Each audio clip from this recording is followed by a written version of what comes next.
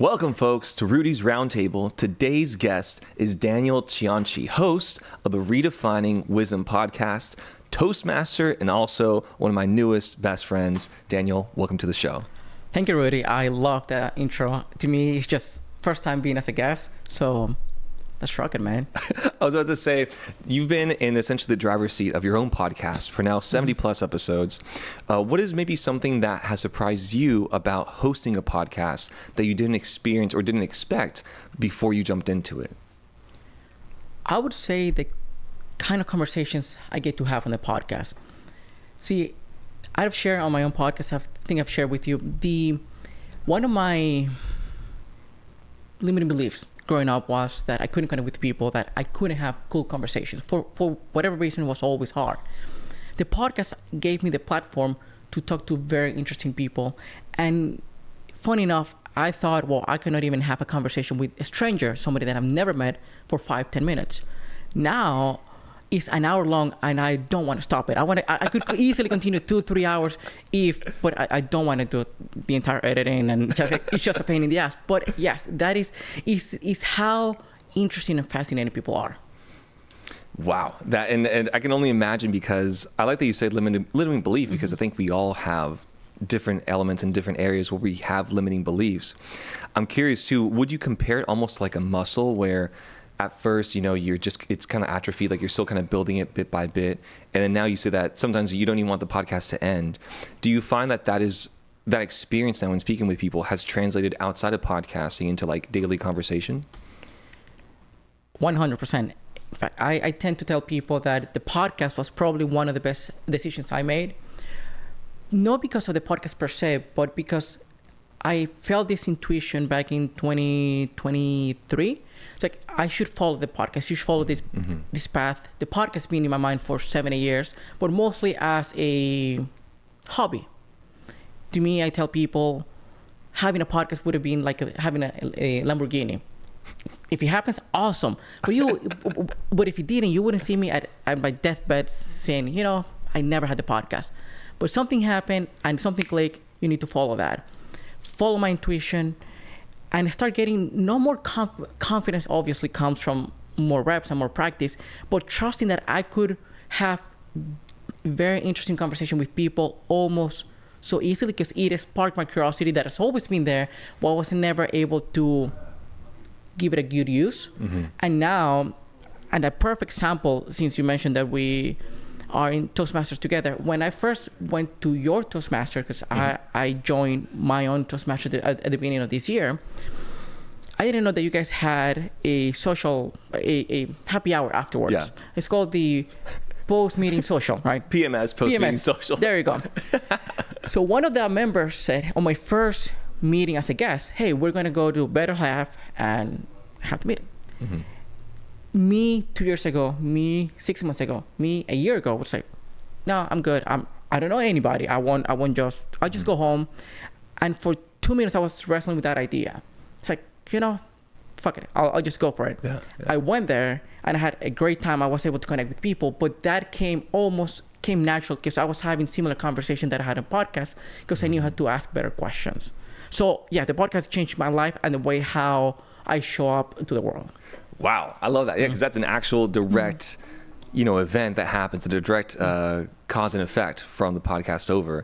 In a sense, I really like the idea of almost momentum. Like, you're in conversation so often, it's just that's like the natural next step. But I kind of want to wind the clock back a little bit here to kind of take me back to where this happened, right? So, give me an idea. I always love asking people this question, like, who was Daniel back in like high school age, when you were like 16, 17? Like, take me back to like that era. What were you feeling? What were you going through? What was that like? Yeah, that's a funny question, interesting question, because if my 16-year-old self would see me today, I wouldn't recognize myself. It would be, it's like day and night. The reason why is part of my journey is I used to stutter a lot. Even I sort of stopped stuttering or as much as I used to maybe 5 years ago. But overall, it's been since the age of 8 to probably 28. It's like for 20 years. So I was very, very shy, socially anxious. Even though I wanted to connect with people, I found it hard to connect with people. And as I actually mentioned on my speech yesterday at Toastmasters, that I adopt silence as part of my identity because it was easier for me to stay quiet, be in the safe corner. I learned how to be invisible, and I lacked the confidence to even make new connections, make new friends. Mm-hmm. So that was me. College, I became a little bit better once I moved to the States. It was right after I finished college, was slightly even easier and better. But yeah, it's been a journey that even I was talking to one of my friends a couple of weeks ago, and I said, I went to a podcast conference in January, and to me, even though that was 6 months ago, it feels like ages ago. It's just how much I've changed in the last 6 months internally, wow. Yeah. Especially for the steps I've taken, like joining now two Toastmasters, putting myself out there, more from an alignment point of view and intuition rather than, I want to do this because I want to be accepted. More like, okay, what feels right to me, and follow that path. I think it's really important to take a moment to, recognize like your progress. Like 15-year-old Daniel, like looking up to you now, like would be might not recognize, but I think they'd be very proud of you, right? And so like the fact that you've achieved so much, progressed so much, improved so much, and gone through so much, and made it through the other side is something to be very proud of would be a word, right? I think that's something important. Like that's like part of the journey. Because as a fellow, for me, it's mumbling, right? Mumbling. A lot of mumbling though, where also sometimes people just are like, "What did you just say?" Right? And feeling, maybe I shouldn't even speak, or like your voice has no power. To be now where you have, like you said, this momentum, this stepping out of your comfort zone, joining two Toastmaster groups, man. That's who does that, man? That's epic. You for context for the listeners, you gave your icebreaker speech for the new Toastmasters that you joined, Austin Toastmasters. But I know you joined it before, and you've given several speeches at other Toastmasters. Yeah. When did the Toastmasters journey begin? Was that at the beginning of this year, or? It was at the end of last year, but I joined the beginning of this year. Mm-hmm. That's an interesting story about how I joined Toastmasters, because back in 2023, a person somewhat close to me said that I should join Toastmasters. I never heard from Toastmasters before. It's like, oh, what is that? It's a public speaking group. It's like, nah, I'm not interested. Not because I was afraid of public speaking. It didn't create any kind of emotion. So to me, it's like, okay, I'm not going to do it now. Last year, that person, once again, beginning of the year, you should join Toastmasters. Fine. I'll Google something near my house. I live North Austin. Couldn't find anything in person. All of them were virtual. Like, okay, it's not meant to be, whatever.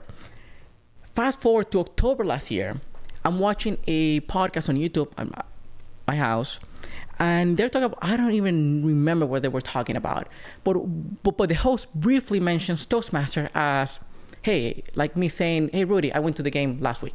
Something like that. Like a very like mild thing. Didn't pay attention to it. A few days later, I'm working at Starbucks, just on my laptop, and I overhear a conversation behind me. Somebody's son or daughter was going to Toastmasters in, California. Didn't pay too much attention to it. A week later, I'm watching different podcasts with different hosts, different guests. They mentioned Toastmasters again. It's like, come on now, okay. Dude, yeah, it's like the universe. Just bingo. So to me, it's like, fine, right? It's like, I hear your message. So I Googled it, and I found that one on Riverbend. I found it the week of Thanksgiving. I didn't email them. I emailed them the week after and said, hey, I don't know anything about Toastmasters. I could probably join as a guest. Can I? Sure, come. Went there.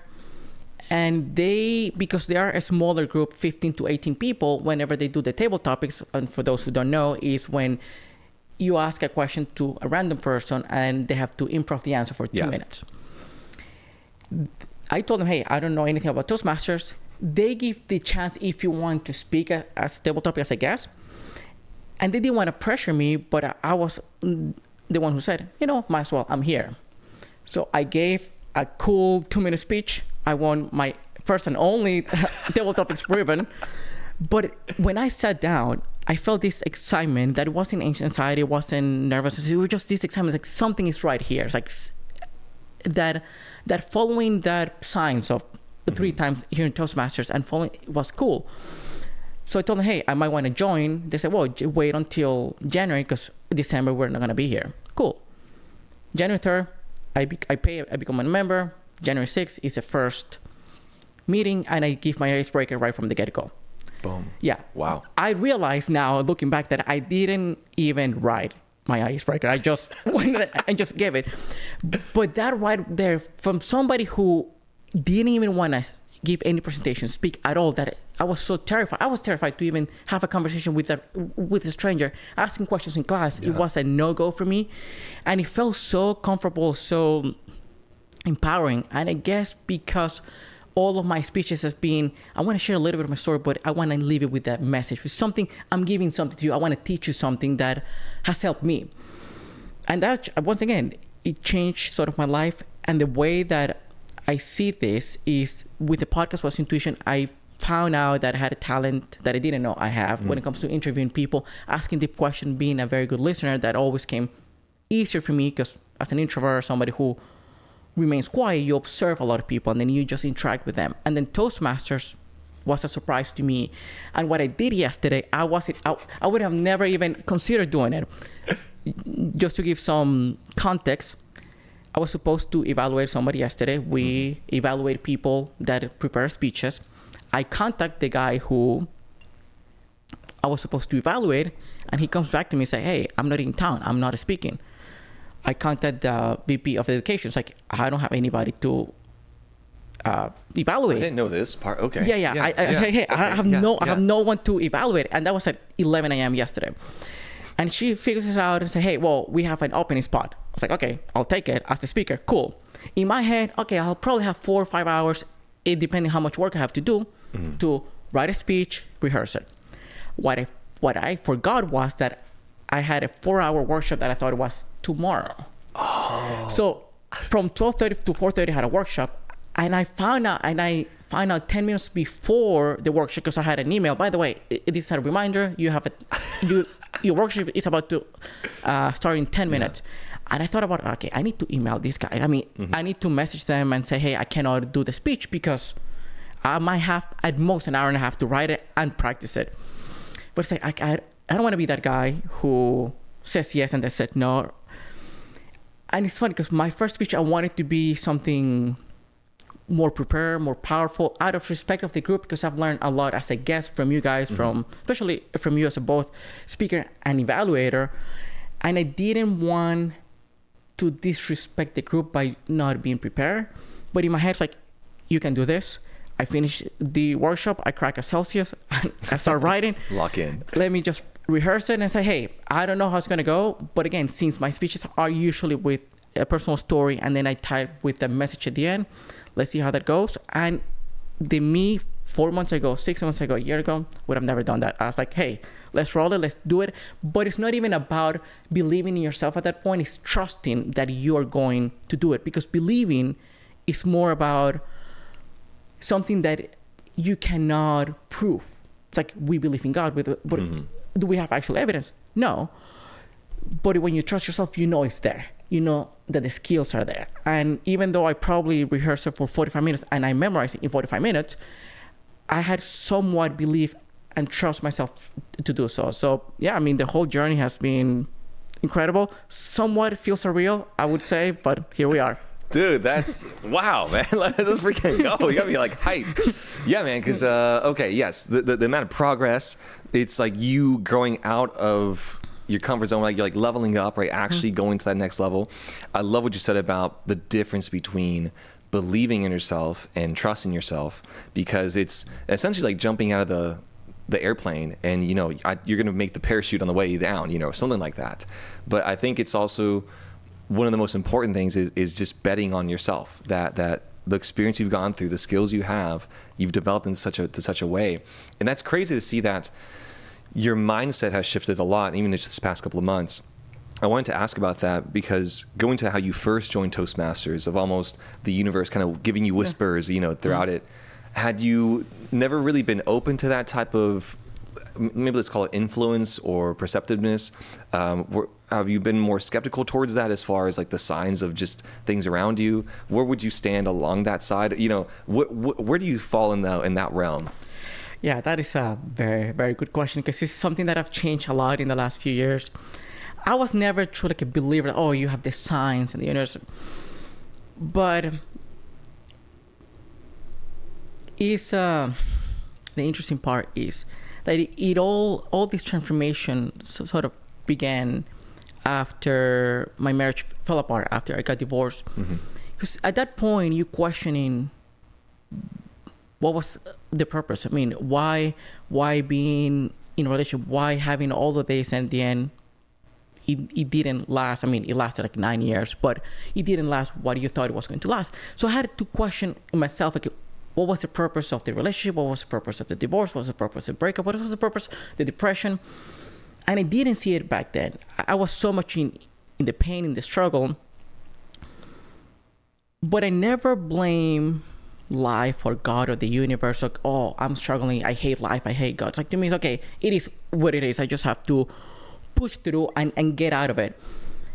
And only after a year, well, 6 to 7 months after all hell broke loose, that I started asking myself the question, like, what do I really want? If I lost it, I lost almost everything I know normal. And I don't have my family here. My friends don't live in Austin because a lot of closest friends live all over the place. What's the point? And that's when the podcast sort of came into my mind, and it started this journey of sort of personal transformation, no out of I have the glow up, or it's not about, okay, I'm going to show them. No, to me, it was something internal. And I realized that for whatever reason, that relationship needed to come to an end. And there's this thing that is called the ironic tragedy of life, which is that life has to be lived forward, but it only makes sense in reverse. Only with enough time and distance from something that you never wanted to happen, you hate it when it happened, you now realize and you're thankful that it happened, right? If you had given me a choice, would you rather stay in your relationship and just live a normal life, or go through the entire pain and transform your life? I probably would have chosen the first one, because, hey, I don't want to get to that discomfort. I don't want to get to the pain. So luckily I didn't have to choose, but only with that I could see how the signs were pointing where I needed to go. Once again, the podcast to smash it. And the more I started seeing the signs, the more I understood why things were happening instead of to me, but for me, what lessons I was supposed to learn, and what door start opening after those were closed. That's when I started trusting more about God, the universe, your higher self, life, however you want to call it. So, yes. Wow. Dude, that is, that's quite a way to open that door and go into that next space. Because I appreciate you sharing that, man. And I've never been through that, so I can't speak from personal experience. But not recommended. But I can still sympathize with like the hard reset of like essentially having to start over again. You're just kind of going through, picking up the pieces, and at that point it's nothing but the pain is real, and then you have to kind of let that simmer until you can finally take those steps forward. And like you said, you can't look the ironic tragedy of life. You can only live it forward. It only makes sense in reverse. And also the idea that I admire your maturity across time now, right? To like learn from it and build from it, right? To use it to something in a sense that doesn't negate like the tragedy of it or the sadness of it, the pain, but like it doesn't let that pain go to waste, or it doesn't let that experience go to waste. And I think you become a better person, a more well-rounded person. There's this concept for me, it's always been the yin yang, right? This idea of like as above, so below, white and black. But just as like a tree, for like a tree to like really grow like high and tall and everything, the roots have to be like really deep. And we forget that you can't get one without the other. I think of any great individual, whether it's a great speaker, great athlete, great musician, great whatever, is sacrificing being great at something else.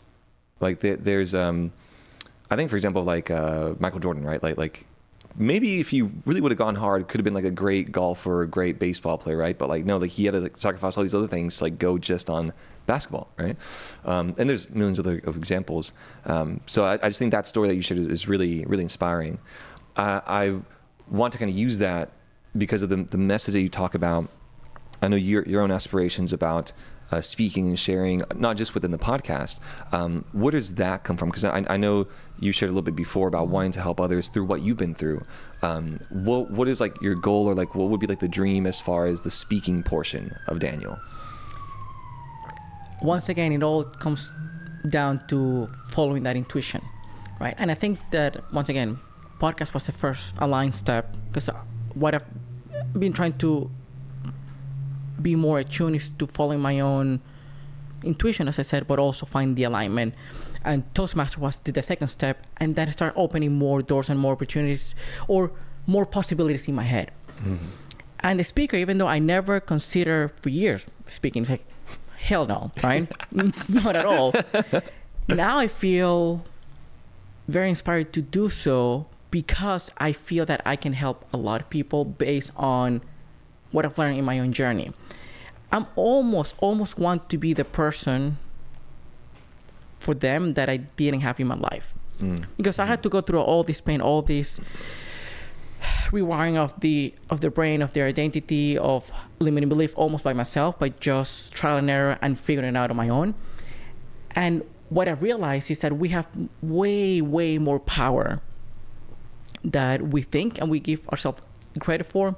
I believe, and neuroscience sort of backs this up, that we are the architects of our own reality. Mm-hmm. We can definitely shape the way that we live life. Everyone is designing their own reality. The problem is that they do it from an unconscious way of doing it.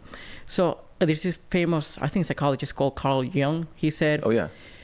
One of his most famous phrases, he said, if you don't make the unconscious conscious, your mind will direct your life, and you call it fate or something along those lines. I think it will follow you around and you call it something like that. Yeah. In a way that, because you are unconsciously creating your own reality based on your identities or beliefs or fears or self-doubts or insecurities, then you feel that, oh, this is just my life. This is just my life. I cannot get the good relationship. I cannot get the good job. It seems like I always have a dark cloud. Something bad happens to me all the time. It's just, that part of you will direct your life over and over and over, and you will believe that everything's out of your hand. So what I've done from trial and error in my life, that I've been wanting, and I've helped a couple of friends to do so, is to start to consciously design their reality to match the life that they want. And that is becoming aware of a lot of unconscious belief, behaviors, and identities. And I've done a lot of the work both on personally, but also doing a lot of research around neuroscience, because some people believe this is woo-woo or something that, like that. But to me, which I was one of those, I was like, I need to bridge that gap between, I'm somewhat spiritual, yes, but I also need some research evidence that is possible. And the more I learn about neuroscience, the more I learn about the brain, the more I learn about the emotions and the nervous system and all of that, and the subconscious mind. Oh, okay, so this is programmed. I mean, we can reprogram our own brains to have the life we want. And I guess that's why only 95% of people, only 5% or even 1% of the people live the life they want, because everyone else is just oblivious, which I don't blame them, because they're not aware of what's possible. So that's sort of how I view life, and what sort of the message or the training or the idea or the knowledge I want to share with people, how they can do it as well.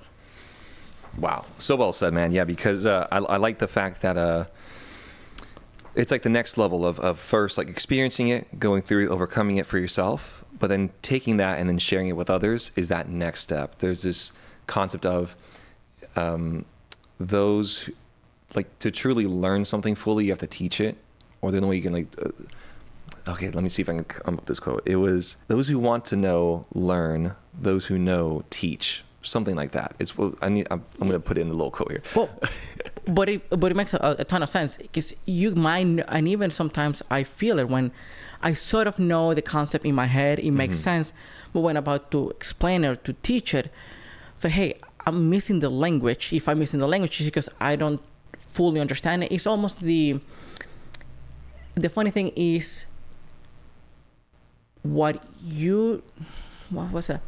The knowledge, the intrinsic knowledge that you have from things that your body has been picking up is far greater than the knowledge that you have consciously acquired. So sometimes your brain can have pattern recognition and just put ideas together, but it's not that you went ahead and read a bunch of books, a bunch of articles, a bunch of papers. No, you almost intuitively connected those things, but now you need to find the language to really explain. And when you find the language, then you know it much better. Yeah. I think so. I have a couple theories. So yesterday, I watched the movie Heat for the first time. Have you ever seen the movie Heat?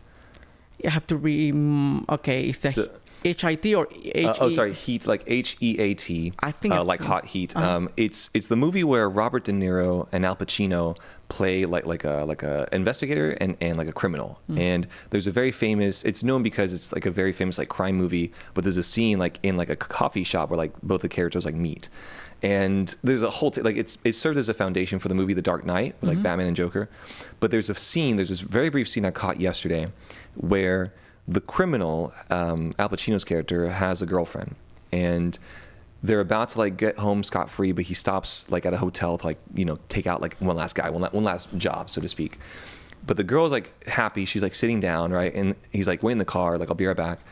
So she's waiting, but then bit by bit, she starts to get like more and more anxious, and like it's this idea of almost like female intuition. But I think one way I could characterize it, you could characterize it as female intuition, you could characterize it as like vibes and stuff.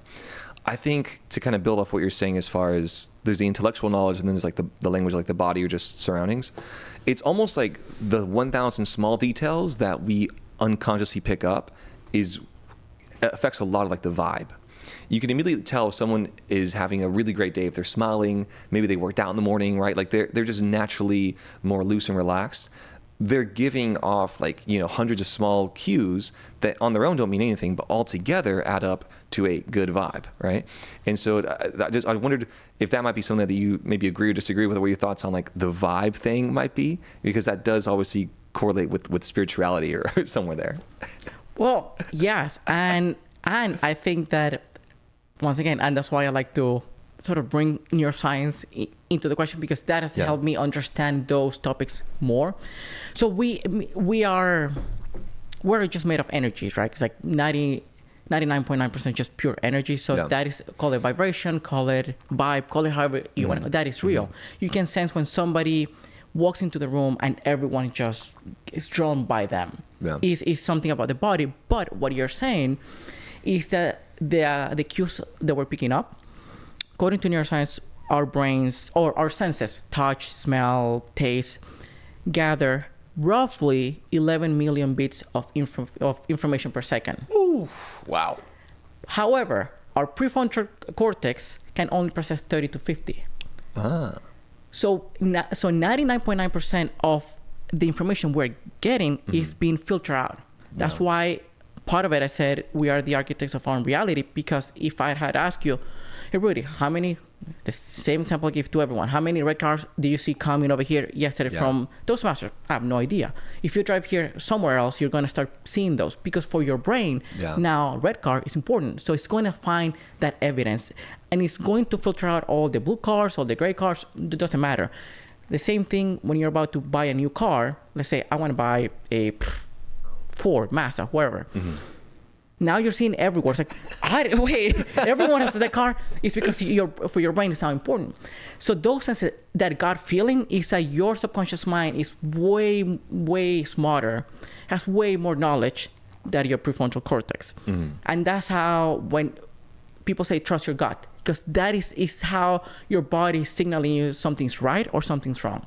Yeah, and people forget that the mind is the body and the body is the mind. Like it is still one like organism.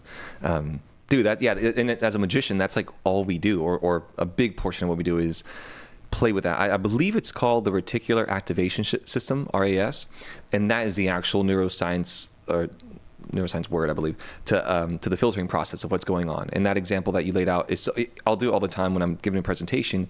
Hey, look around. How many people are wearing red shirts? Okay, close your eyes. How many people had green shirts? Oh, I wasn't looking for that, right? And what's insane is that this works both for us and against us. Because I think, to build off the limiting belief idea, if you think that, I can never hold a job, for example, like man, like I just have the worst managers or whatever. People create that, like they will actively look or create the situation for that pattern to keep repeating itself. Whereas instead, we forget that we actually, and it's almost like you have to do a lot of inner work, I think, of going back to when we first adopted this belief, because it can be just as simple as just an offhand unintentional thing that just becomes it. Like in my example, my mother, when we went to like McDonald's as kids, for whatever reason, she just took out the pickles in the cheeseburgers, right? But in conversation with her first, it was a thing where I thought I didn't like pickles, but no, she just took them out for whatever reason. I don't know why. And then but because of that, I thought, oh, I just don't like pickles. But it was weird because it was an accidental, whatever the reverse of a stimulant is, like the absence of it, that created that belief. But now I'll eat a burger with pickles, no problem, right? But for the longest time, for decades, I never ate it. Same thing with both goals that we're focusing on. This is where we can use RES to our advantage. So the opposite of a limiting belief would be an empowering belief, right? So you could say, for example, man, there are so many speaking opportunities here. And so if you believe that and really, I'm not too much into mantras. I actually believe more just sitting down, focusing on it. But just having that mindset, you're going to see a lot more opportunities come up and about. I know one area that we're both interested in, just because I've skimmed through a bunch of the podcasts, is the dating scene, right? so I was curious about both take this where you what the experience dating has been here in Austin, or also things that you learned from having the several conversations with the dating experts. Yeah, dating is a fascinating topic for me from a human behavior standpoint, and people say, okay, that's boring. But yes, I find these things fascinating. Truth to be told, I haven't dated since I got divorced. At first, I needed roughly a year and a half to just heal, go through the whole grieving process. And after that, I was so immersed in the project that I'm doing the podcast. I'm taking a ton of risk. I'm just basically, as you said, I jump out of a plane. I'm trying to assemble the parachute halfway there. And it's scary, it's terrifying, because I don't have the safety of a job or something. I'm doing freelance on the side, and sometimes some months are dried and I need to pull from my savings. So I've been focusing a lot on my project. But my fascination with dating came from, I was oblivious of what's happening in the dating world while I was in my relationship. Once I became single, for whatever reason, I started hanging out more with friends who were single. And I started hearing stories like, oh, dating sucks. Like, what do you mean dating sucks? It didn't register in my head. Started seeing more content on Instagram, how people were really, really, really struggling around dating. And looking in, I was like, none of that makes sense. It was hard for me to wrap my head around it, because, just for context, last time I quote unquote dated was 2013. Way different from 2024, 2025. So it's okay, I need to go and ask. I started asking my friends. I said, well, nobody wants to commit. You have the dating apps, you have the hookup culture, and you have the situationships. Okay, hold on. What is a situationship? Well, it's when one person wants a relationship, the other one doesn't. I was like, okay, why are you there? Well, because you're hoping that the other person's like, dude, okay, fine. So I interviewed psychologists, even dating coaches, and I realized that people started at some point building bad habits around dating. It was almost about, oh, I have this unlimited abundance or opportunities of people I can meet through dating apps, that if you don't have, Rudy, if I were a girl and you have 70% or 75% of what I'm looking for, it's like, Rudy's great, but I guess I can do better. I can do 80 or 85 or 90. So a lot of people are focusing on what they're lacking rather than what they have. That's number one. Number two is, I never treated dating this way.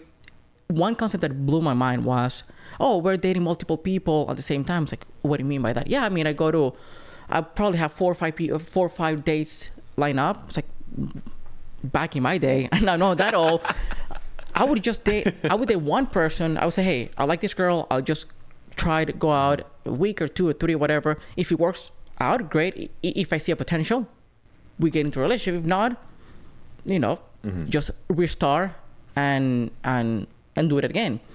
No, but and people start creating these excuses around, well, we never know, and you never want to commit or overcommit or overinvest because you might find somebody better. It's like, well, that's your issue. Yeah.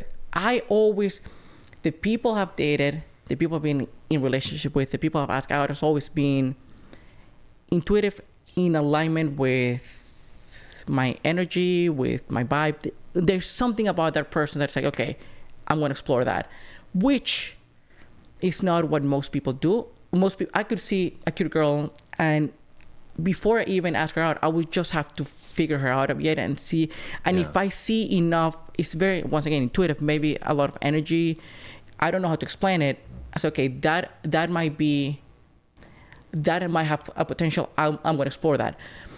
So all of this to say, what I've learned is that even though these people have answered me the questions I've asked, what I found out is people don't have the skills to have relationship. They know how to date. They don't know how to be in relationships. Mm-hmm. Yes. No, that is dude, we could give like a 3-hour talk on this. Yes. I pretty much agree with all of that. I think that there is this concept. So my background is gaming, like video gaming. I guess both gaming too, but like RPG gaming. And in role-playing games, there's this concept called min-maxing, which is when you minimize your weaknesses and you maximize your strengths.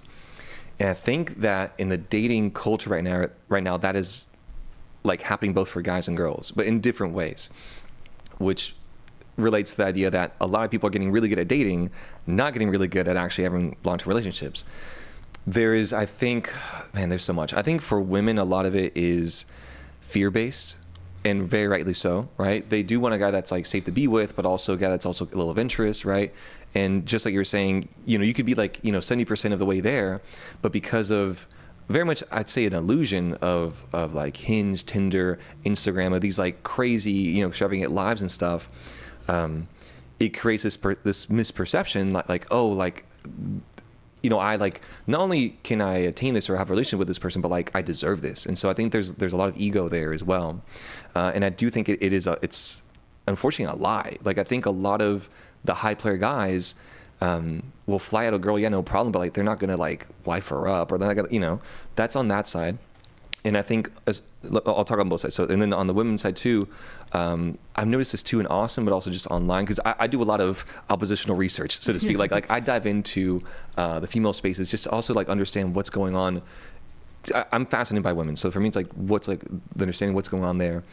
And I think a lot of it can be very positive. There's this great skit of a guy and a girl working out. And for the woman, it's like, girl, like radiate your essence, like you're in your feminine. You're just like, like expressing your whatever. You're just becoming more beautiful. And for the guys, like everyone hates you. Like, come on, let's fucking go. Who's gonna carry the boats? Like, lift. Like it's like David Goggins, like, oh, David Goggins, like, let's go. Who's gonna carry the boats, right? And these two create such different impacts, right? Because I think on one end, it creates an over-valuation for women where it can even be delusional at times, and it's very ego-based, right? And then on guys, it creates this like incredible pressure and almost like self-hate, like I'm not worthy almost, right?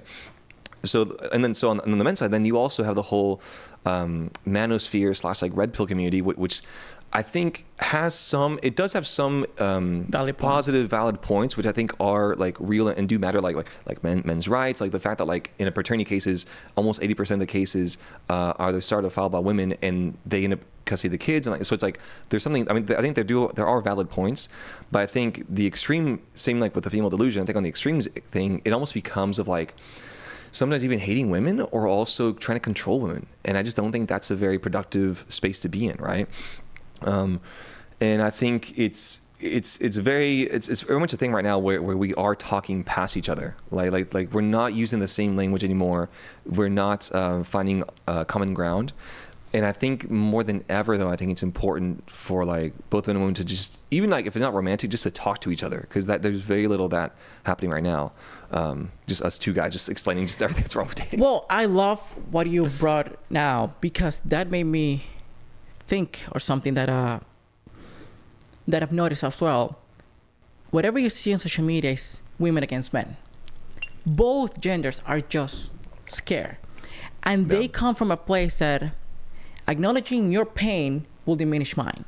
And it's like they can both coexist. You can both have the same pain, and it's such a fear of being vulnerable. Not vulnerable like, oh, I'm falling in love. No, vulnerable is like these are my real issues. And the problem with society, and I cannot blame them that much because it's just almost been ingrained into their minds, is that women want emotionally intelligent men. Women want men to be vulnerable. But when men open up, they're being wired or they've been conditioned by society to think that is weak. So they freak out right away without even wanting to freak out. It's almost a subconscious behavior. So that is one of the things men are afraid of, and men's like, okay, we're not enough unless you want a 6 foot high, 6 foot tall, 6 figures, right? Yeah. 6 pack. And I do believe I want to believe there's a small percentage of single women who actually want that. I want to believe that. Maybe that's why I see the world with a different lens. Once again, how you call it, the reticular activating system, which, by the way, I do believe this is exactly what's happening in the dating world that I didn't mention, but you helped me remember. One thing that people are saying is like dating is a numbers game. And Tim's like, that doesn't make any sense. That doesn't make any sense. Yeah. But if you believe that dating is a numbers game, and you go with the notion or with the knowledge of neuroscience, as you said, how your brain filters out anything that goes against your belief. Imagine it's me saying, okay, we're going from your place, which is Southeast Austin, all the way to my place, North Austin. If we go by car, taking tolls might take us 20 minutes, 25 minutes on the GPS. If we put it, okay, let's avoid tolls, we might take us 35 minutes. Okay, how about now avoiding tolls and avoiding highways? Maybe 45 minutes to an hour. How about biking? Well, it might take you probably 2 hours. Or how about walking? Probably a day or so. Yeah. By you saying, this is, by the way, take everything with a grain of salt. This is my belief. This is my opinion. I'm not saying that this is accurate, but this is how I see the world. By you saying that dating is a numbers game, it's like you putting GPS going from your house to my house, walking. Your brain will show you, okay, that's what you believe. I'm going to put in front of you a bunch of people that you're not going to match with, you're not going to connect with, because in your head, you need to go through a lot of people in order to find love. But if you change your mindset, if you think, well, dating shouldn't be a numbers game, I could meet, and that's why I'm opposed to dating apps. I'm not downloading any apps. I'll never do it. It's meeting people out and about. If I'm going to events, if I belong to a running group, if I play pickleball, if I do Toastmasters, if I go hiking, whatever the case may be, whatever I do, if I meet cool people and that could turn to something great.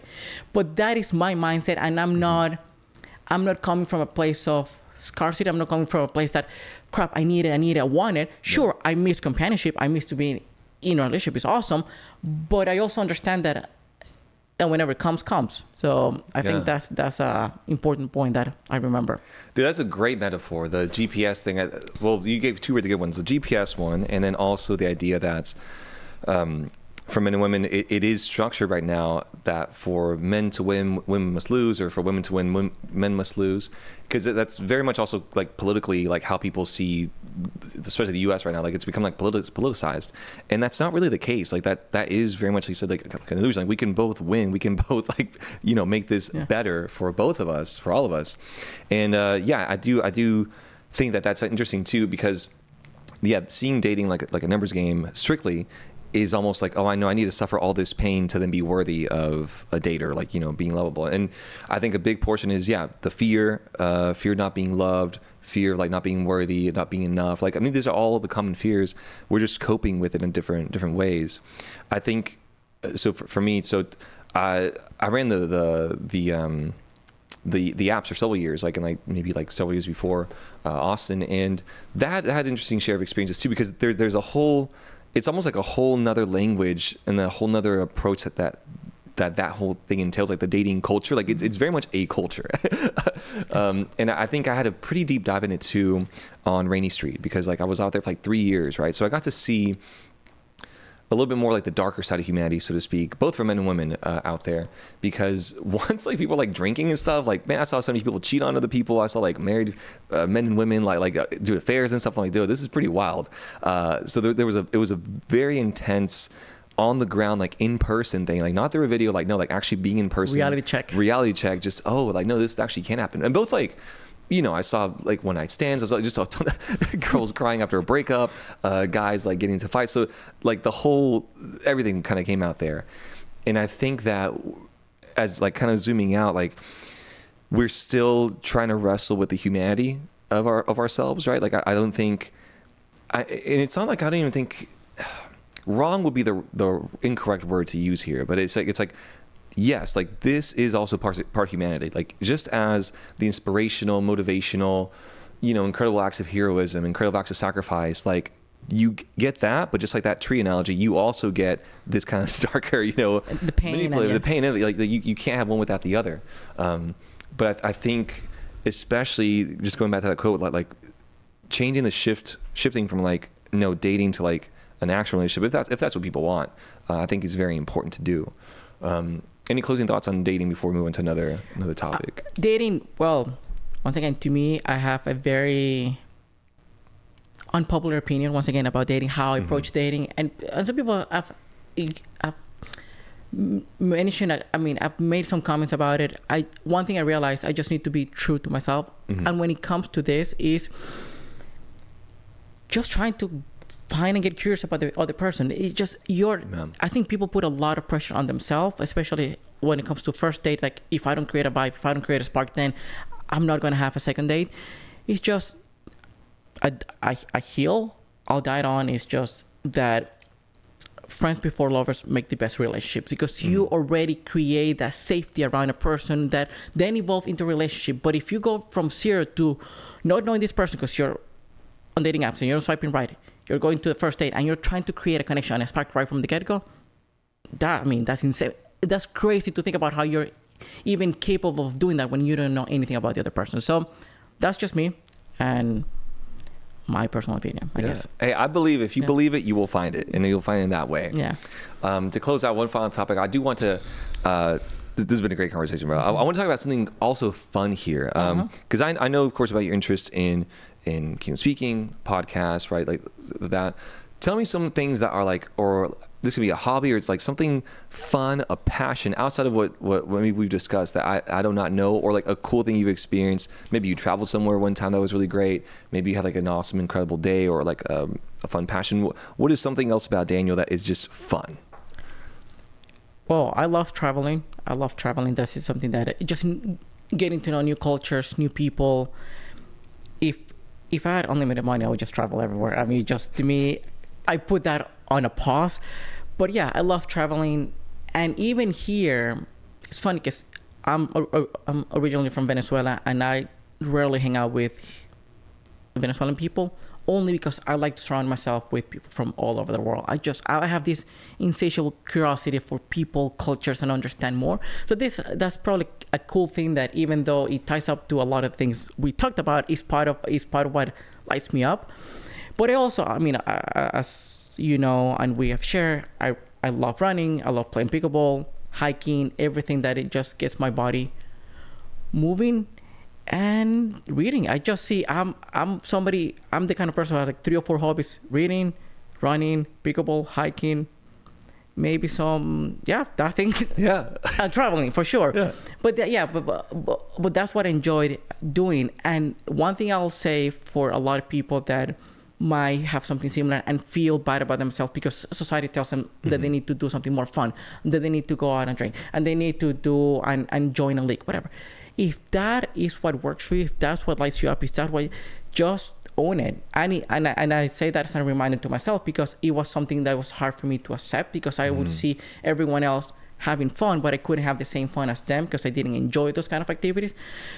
So I accept, hey, this is who I am, this is what I enjoy doing, and I'm having fun. That's important. I think there's a common thread throughout everything you talked about, where it's really kind of negating like the direction of like the world, but like listening to that internal compass. And I think that's something you really I really admire in you, is you found a way to kind of really connect with your internal compass and go with that. Because yeah, man, like no one has to be like skydiving or like freaking partying up in like, Vegas or Ibiza or whatever, like every single freaking weekend. Like, bro, it's like you can just have fun, just chilling, like having like a nice book, like. And I think especially because our culture has been so like hyper stimulated, right? Like everything has to be at a 10 or 11. We miss out a lot, I think, on just enjoying, literally going outside and just enjoying the rain. Like that, hey, that's enough, like, so I really admire you for all that, Daniel. Really appreciate this conversation. Where can people find you online, man? Well, thank you, Rudy. Thank you for I had a ton of fun, and I have to give you credit because I thought that I was going to flip the conversation back to you, ask a bunch of questions. I tried to hold myself. Hey, it just played along because it comes natural to me. But yes, thank you. Yeah, people can find me on Instagram, Daniel M Cianci, or CIANCI. As you said, I have the podcast Redefining Wisdom on YouTube, Apple Podcasts, Spotify. And yes, again, we have incredible conversation with people, interview people from all over the world, interesting people like Rudy. So yeah, tune in. Yeah, definitely check it out, guys. Daniel, thank you once again. Looking forward to keeping the conversation going. Catch you next time, guys. Peace.